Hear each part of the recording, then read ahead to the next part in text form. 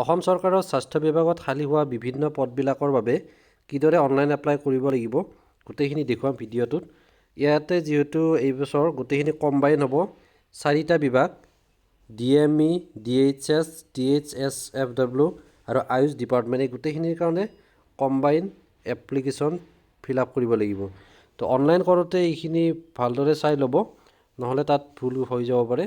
তো ইয়াতে যিহেতু combine application form for filling up post under directorate of medical education DME, next হৈছে directorate of health services DHS, অন্য এটা হৈছে directorate of health services FW, যিটো DHSFW, আৰু শেষৰটো হৈছে আয়ুষ ডিপাৰ্টমেণ্টৰ যিমানখিনি পদ আছে গোটেইখিনিৰ কাৰণে একেলগে এপ্লাই কৰিব লাগিব। তো প্ৰথমতে আপোনালোকে ইয়াতে যিটো নিউ ৰেজিষ্ট্ৰেশ্যন আছে এইটো কৰিব লাগিব নতুনসকলে, আৰু যিসকলে অলৰেডি ৰেজিষ্ট্ৰেশ্যন কৰিছে তেওঁলোকে ইয়াতে ক্লিক কৰি লগ ইন কৰিব পাৰিব।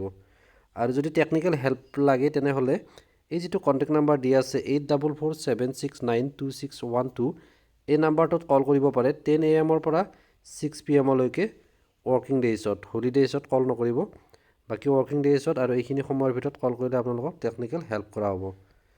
তো এপ্লাই কৰাৰ আগতে এইখিনি ভালদৰে চাই ল'ব। এই যি 4খন নটিফিকেশ্যন আছে লাষ্টত দেখুৱাইছে, এইখিনি PDF কেইটা আপোনালোকক দেখুৱাম, কোনটোত কিমান কিমান পষ্ট আছে গোটেইখিনি দেখুৱাম, ঠিক আছে। তাৰ আগতে অনলাইন এপ্লাইটো কিদৰে কৰিব সেইটো প্ৰথমত দেখুৱাই লৈছোঁ।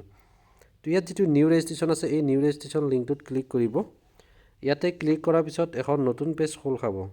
ইয়াত এনেকুৱা ধৰণৰ আহিব, general instruction for filling up online application form, online submission of application form for the candidates from 8 February 2022, অৰ্থাৎ আজিৰ পৰা ষ্টাৰ্ট হৈছে আৰু 18 February 2022 মিডনাইটলৈকে আপোনালোকে এই অনলাইনখিনি কৰিব লাগিব। ইয়াৰ বাবে আপোনাৰ এটা ভেলিড ইমেইল ID থাকিব লাগিব। ইয়াৰ পিছতে এইখিনি পঢ়ি চাব কি কি দিয়া আছে। আপোনাৰ এটা পাছপোৰ্ট ফটোগ্ৰাফ লাগিব 50 KB মেক্সিমাম, আৰু ছিগনেচাৰটো হ'ব লাগিব 30 KBৰ ভিতৰত। এইখিনি JPG বা JPEG ফৰ্মেটত ছেভ কৰি ল'ব। ডাইমেনশ্যনবিলাক দিয়া আছে, হাইট কিমান পিক্সেলৰ ভিতৰত হ'ব লাগিব বা ৱেইটটো কিমান হ'ব লাগিব, ছিগনেচাৰৰ আৰু পাছপোৰ্ট ফটো। প্ৰথমটো পাছপোৰ্ট ফটোৰ এইখিনি, আৰু এইখিনি হৈছে ছিগনেচাৰৰ কাৰণে। এইখিনি ৰেডি কৰি ৰাখিব স্কেন কৰি কিনে। ইয়াৰ পিছত এটা পাছৱৰ্ড যিহেতু দিব, পাছৱৰ্ডটো মনত ৰাখিব, এইটো পিছত লগ ইন কৰোঁতে বা এডমিট কাৰ্ড ডাউনলোড কৰোঁতে সেইটো প্ৰয়োজন হ'ব। After successful submission applicants are requested to take their application print out. এটা প্ৰিণ্ট আউট কৰি ৰাখিব, তেতিয়া পিছত যদি লগ ইন কৰাত কিবা অসুবিধা হয় তেতিয়া সেই হাৰ্ড কপিৰ পৰা চাই কিনে কৰিব পাৰিব। তো এইখিনি ফোন নম্বৰটো দিয়া আছে, ইয়াতে নেক্সট কৰি দিব। নেক্সট কৰি দিয়াৰ পিছত নেক্সট এনেকুৱা পেজটো খোল খাব। তো ইয়াতে প্ৰথমে এইখিনিত কেণ্ডিডেটছ পাৰ্চনেল ইনফৰমেশ্যনখিনি ফিল আপ কৰিব, name, father's name, candidate mother's name, date of birth, gender, address, village, post office, district, তেনেকুৱা ধৰণৰ। ডিষ্ট্ৰিক্টটো ইয়াতে চিলেক্ট কৰিব পাৰিব, ডিষ্ট্ৰিক্টটোৰ ওপৰত নিলিখিলে হ'ব।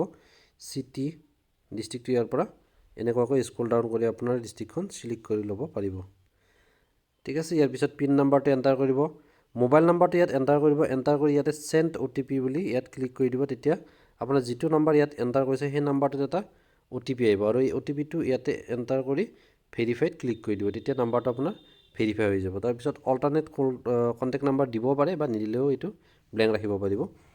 নেক্সট ইমেইল IDটো দি দিব। ইয়াত আইডেণ্টিফিকেশ্যন মাৰ্ক দুটা দিব দিছে, ইয়াতে দি দিব সেইখিনি।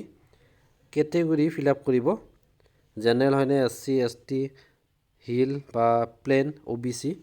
জেনেৰেল হ'লে আপোনাৰ যদি ইকনমিকেলি উইকাৰ ছেকশ্যনৰ চাৰ্টিফিকেট আছে তেনেহ'লে য়েছ কৰিব, নাথাকিলে ন' কৰি দিব। ফিজিকেলি চেলেঞ্জ এইটো যদি হয় য়েছ কৰিব। আৰু weather candidate is permanent resident of Assam, এইটো য়েছ কৰিব। ইয়াৰ পিছত ইয়াতে যিখিনি পোষ্ট আছে পোষ্টবিলাক চিলেক্ট কৰোঁতে সাৱধানে চিলেক্ট কৰিব। প্ৰথমতে যিটো আছে do you want apply for DME grade 3, এই 4টা আছিলে যে, প্ৰথমটো আছিলে DME নটিফিকেশ্যন কেইখন দেখুৱাম আপোনালোকক, কেতিয়া ক্লিয়াৰ হৈ যাব গোটেইখিনি। নেক্সট আছে DHS directorate of health service, আৰু এটা আছিলে directorate of health service family welfare, তো এইটো, আৰু শেষৰটো আছিলে আয়ুষ। এই 4টা বিভাগতে গ্ৰেড 3 পোষ্ট আছে। যদি আপুনি গোটেইকেইটা এপ্লাই কৰিব পাৰিব, তাৰ কাৰণে কোনো প্ৰব্লেম নাই। প্ৰথমতে যদি এইটো DME গ্ৰেড 3 কাৰণে এপ্লাই কৰিব বিচাৰে ইয়েছত ক্লিক কৰিব। ইয়াত ক্লিক কৰাৰ পিছত টেকনিকেল আছে বা নন টেকনিকেল আছে, ঠিক আছে। যদি do you want to apply for department DME technical trade যদি টেকনিকেল কৰে এইটোত অকল ইউজ কৰিব ঠিক আছে ইয়াত ইউজ কৰাৰ পিছত আপোনাৰ ইয়াতে পোষ্টবিলাকৰ নাম আহিব ইয়াৰ পৰা কোনটো টেকনিকেলত আপোনাৰ কোৱালিফিকেশ্যনটো মিলিব সেইটোত ইয়াত চাই ল'ব এডভাৰটাইজমেণ্টটো কেইটা মই ডাউনলোড কৰিছোঁ আপোনালোকে যিটো অফিচিয়েল ৱেবছাইট হয় তাত গৈ ডাউনলোড কৰি ল'ব ইয়াৰ পৰা চিলেক্ট কৰি ল'ব যিটো হয় আপোনাৰ সাপোজ মই ইয়াতে চিলেক্ট কৰিছোঁ মেডিকেল সোশ্যাল ৱৰ্কাৰ ঠিক আছে এইটো চিলেক্ট কৰি দিলোঁ হৈ গ'ল নেক্সট এতিয়া আহিলে do you want to apply for department DME non technical trade yes কৰিলে ইয়াতে নন টেকনিকেলৰ আকৌ বিভিন্ন পোষ্ট আছে এয়া স্কুল ডাউন কৰিছে গোটেইবিলাক আছে ইয়াত যদি আপুনি ভাবে একাউণ্ট এছিষ্টেণ্টটো এপ্লাই কৰিব বিচাৰে তেনেহ'লে এইটোত ক্লিক কৰি দিব ইয়াৰ পিছতে যদি একাউণ্টেণ্টৰ কাৰণে আপোনাৰ কোৱালিফিকেশ্যন আছে এইটোও ক্লিক কৰিব পাৰিব কেচিয়াৰ বা যিকেইটাৰ কাৰণে আপোনাৰ কোৱালিফিকেশ্যন কম্পিউটাৰ অপাৰেটৰ মিলে সেইকেইটা আপুনি ইয়াত চিলেক্ট কৰি দিব ঠিক আছে এনেই গোটেইবিলাক চিলেক্ট কৰি নিদিব যদিহে আপোনাৰ সেই পাৰ্টিকুলাৰ পোষ্টৰ কাৰণে কোৱালিফিকেশ্যন নাই তেনেহ'লে সেইটোৰ পৰা আপোনাৰ কোনো ধৰণৰ লাভ নহ'ব বা যদি এক্সামত পাছ কৰে তেতিয়া আপুনি কোৱালিফাই নহ'ব গতিকে এইখিনি ভালদৰে চাই ল'ব নেক্সট আছে DHSৰ তেনেকুৱাকৈ ইয়াত ক্লিক কৰিব টেকনিকেলত যদি ক্লিক কৰে তাত টেকনিকেলৰ পোষ্টবিলাক ইয়াত দেখুৱাব তাৰ পৰা আপোনাৰ টেকনিকেল যিটো হয় সেইটো চিলেক্ট কৰি দিব তেনেকুৱাকৈ এইখিনি হৈ গ'ল ইয়াৰ পিছত শেষৰ ফালে আছে গ্ৰেড 4 পোষ্টৰ বাবে এইবিলাকো তেনেকৈ সেম প্ৰচেছ হয় ভিডিঅ'টো কিছু দীঘল হৈ গৈছে সেইকাৰণে এইখিনি দেখুওৱা নাই তো তাৰপিছত গ্ৰেড 4 যদি আপুনি DME বা DHS DHF SFW আয়ুষ ইয়াতে ইয়েছ কৰিব ইয়াতে গ্ৰেড 4ৰ বিভিন্ন পোষ্ট আছে যিটো আপুনি এপ্লাই কৰিব বিচাৰে সাপোজ চকীদাৰ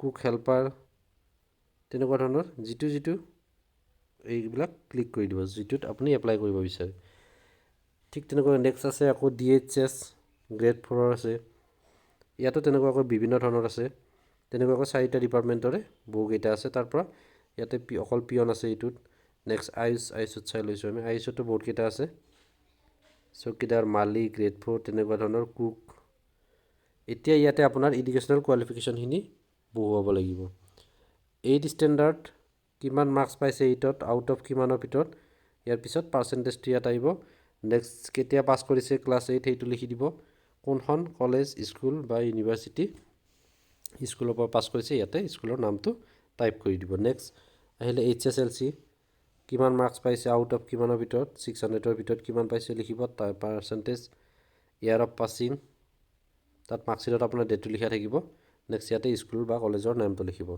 নেক্সট HS 10+2 কোনটো ষ্ট্ৰীমত কৰিছে চাইন্স আৰ্টছ নে কমাৰ্চ ষ্ট্ৰীমটো চুজ কৰিব বাকীখিনি একেই হয় গ্ৰেজুৱেশ্যন কিহৰ পৰা কৰিছে arts commerce science BCom sociology কি হয় এইটো ইয়াতে ক্লিক কৰিব তাৰপিছত এইফালে মাৰ্কছখিনি লিখি দিব নেক্সট ডিপ্ল'মা এতিয়া যিহেতু টেকনিকেল পোষ্টত এপ্লাই কৰিছোঁ তো সেইকাৰণে ইয়াতে diploma certificate in laboratory technician from government economic institute এইটো দিব লাগিব সেইকাৰণে কৈছোঁ আপোনালোকে যেতিয়া পোষ্টবিলাক চিলেক্ট কৰিব তেতিয়া এনেই চিলেক্ট কৰি নিদিব কাৰণ যদি আপোনাৰ কোৱালিফিকেশ্যন নাথাকে তেতিয়াহ'লে এইখন এপ্লাই কৰিব নোৱাৰিব ঠিক আছে তো ইয়াৰ পিছত ইয়াতে মাৰ্কছ অবটেইন কিমানৰ ভিতৰত এইখিনি ইয়াত ফিল আপ কৰি দিব ইয়াৰ পিছত আছে do you have appropriate computer certification as per advertisement যিটো এডভাৰটাইজমেণ্ট মতে দিয়া আছিলে সেইটো আছেনে নাই কম্পিউটাৰৰ ইয়েছ কৰি দিব হৈ গ'ল এতিয়া আপোনাৰ যিটো ফটো আছিলে 50 KB ভিতৰত সেইটো ইয়াৰ পৰা ক্লিক কৰি আপুনি চুজ কৰি দিব ফাইলটো নেক্সট ছিগনেচাৰ 30 KB ভিতৰত আছিলে এইটো চুজ কৰিব আৰু ইয়াৰ পিছত ইয়াতে এটা 8 কেৰেক্টাৰ মিনিমাম 8ৰ পৰা 12 কেৰেক্টাৰৰ ভিতৰত এটা পাছৱৰ্ড নিজে টাইপ কৰি দিব পাছৱৰ্ডটো আকৌ এবাৰ ইয়াত ৰিটাইপ কৰিব সেম ইয়াৰ পিছত ইয়াত যিটো ডিক্লাৰেশ্যন আছে অফ দ্য কেণ্ডিডেট অ'কে কৰি দিব ইয়াতো অ'কে কৰি দিব এবাৰ চেক কৰি লৈ কিনে তাৰপিছত ইয়াত ফাইনেল ছাবমিট কৰি দিব এতিয়া আপোনালোকক এই 4খন যে নটিচ আছিলে বা এডভাৰটাইজমেণ্টটোত সেইখিনি দেখুৱাই আছোঁ DME DHS DHFW আৰু আয়ুষ তো ইয়াৰে প্ৰথমতে DME নটিফিকেশ্যনখন দেখুৱাইছোঁ সেইখন নটিফিকেশ্যনত টেকনিকেল পোষ্টবিলাক দিয়া আছে ইয়াতে বিভিন্ন পোষ্টবিলাক ইয়াৰ পিছতে টোটেল ANM আছিলে 353 তেনেকুৱাকৈ টোটেল পোষ্ট আছিলে 907 907টা আছিলে এইটো technical post next non technical পোষ্টবিলাক দিয়া আছিলে এইখিনি গ্ৰেড 3 পোষ্ট হয় 621টা ইয়াৰ পিছত ইয়াতে কোৱালিফিকেশ্যনবিলাক দিয়া আছে কোনটোৰ কাৰণে কি লাগিব সেইকাৰণে কৈছোঁ এইখিনি ভালদৰে এবাৰ চাই ল'ব এপ্লাই কৰাৰ আগতে ঠিক আছে। ইয়াৰ পিছত এজ লিমিটবিলাক দিয়া আছিলে 18ৰ পৰা জেনেৰেল 40 OBC 43 লৈকে 45 আৰু 50 লৈকে তো এপ্লিকেশ্যন ফি নালাগে ইয়াৰ বাবে। নেক্সট আছিলে এইখিনি গ্ৰেড 4 পোষ্টৰ চকীদাৰ আছিলে 114টা হেল্পাৰ তেনেকুৱা ধৰণৰ এইবিলাকৰ কাৰণে লাগিব ক্লাছ 8 পাছ। নেক্সট অন্য এডভাৰটাইজমেণ্টটো আছিলে সেইটো দেখুৱাই আছোঁ। এইখন হৈছে আয়ুষ ডিপাৰ্টমেণ্টৰ নটিচ হয়। আয়ুষত কিমান পোষ্ট আছিলে এইবিলাক 13টা আছিলে টোটেল ভেকেঞ্চি। ইয়াৰ পিছত কোৱালিফিকেশ্যন কি লাগিব এইখিনি টেকনিকেলৰ কাৰণে দিয়া আছিলে বা LD-ৰ কাৰণে কি কোৱালিফিকেশ্যন লাগিব। এজ লিমিটটো ছেম হয় গোটেইকেইটা পোষ্টৰ বাবে। এপ্লিকেশ্যন ফি ইয়াতো নালাগে। নেক্সট আছিলে এইখিনি গ্ৰেড 4 পোষ্টৰ কাৰণে যিখিনি পিয়ন চকীদাৰ চুইপাৰ গ্ৰেড 4 মালি তেনেকুৱা ধৰণৰ তো এইখিনিৰ কাৰণে এজ লিমিটটো ছেম হয় কোৱালিফিকেশ্যনটো 8 পাছ লাগিব। তো এইখন হৈছে আয়ুষ ডিপাৰ্টমেণ্টৰ আৰু বাকী দুইখনো দেখুৱাই আছোঁ আপোনালোকক। তো এইবাৰ এইখিনি ডাউনলোড কৰি এবাৰ চাই ল'ব ভালদৰে অনলাইন এপ্লাই কৰাৰ আগতে। নেক্সটখন হৈছে DHS FW। এইখন হৈছে DHS FW। ইয়াতে ANM 166 LD আছে 16টা। ইয়াৰ পিছত কোৱালিফিকেশ্যনবিলাক দিয়া হৈছে ইয়াতে কি লাগিব আৰু গ্ৰেড 4 পোষ্ট আছিলে 25 আৰু এতিয়া শেষৰখন দেখুৱাইছোঁ। এইখন হৈছে DME directorate of medical education. তো ইয়াতে প্ৰথমতে গ্ৰেড 3 টেকনিকেল পোষ্টবিলাক দিয়া আছে ইয়াতে। এইফালে ভেকেঞ্চিবিলাক কেটেগৰী ৱাইজ দিয়া হৈছে বিভিন্ন কেটেগৰীত আছে ইয়াতে। নেক্সট বিট নন টেকনিকেল পোষ্টবিলাক দিছে ইয়াত আৰু ইয়াতে কোৱালিফিকেশ্যনবিলাক দিয়া হৈছে